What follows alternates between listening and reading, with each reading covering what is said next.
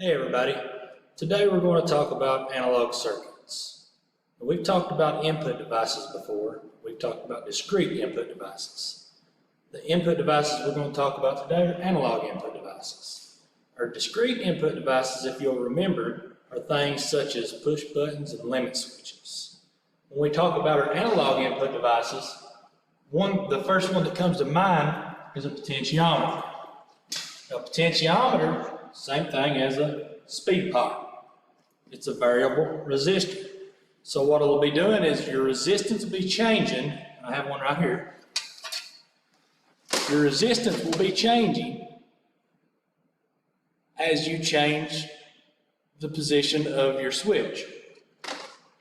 Now this is a 5,000 ohm resistor. It's a 5K ohm speed pipe. So the resistance between A and B on the drawing here will be 5,000 ohms. This little needle in the middle represents the position that would be changing on that resistor as we change that dial. So between A and C, our resistance varies, and between B and C, our resistance varies. So if we apply 10 volts, because that's what we'll be doing when we do our lab, if we apply 10 volts to A and wire B to 0 volt termination, as we change, the resistance or voltage on terminal C will change. Another thing I want to point out on this situation, input device, got another thing. This is called a linear transducer. It does the exact same thing that the potentiometer does. It's just, instead of having a dial, you may have something changing its position that's actually changing the resistance.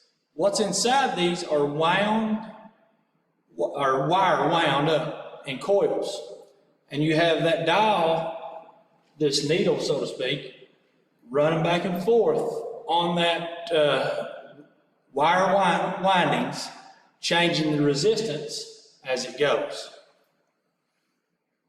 If we was to take a meter, put it on ohms, on this potentiometer or on that linear transducer, if we go between A and B, you're going to read 5,000 ohms. If you go between A and C, let's say, for instance, that potentiometer or that linear transducer is set directly in the center, you're going to have 2,500 ohms. So as it moves, it'll change. Let's say we've got this needle's way over here, and your resistance reading between A and C is 1,000. Then your resistance between C and B would be 4,000. That's how the resistance will vary in an analog circuit.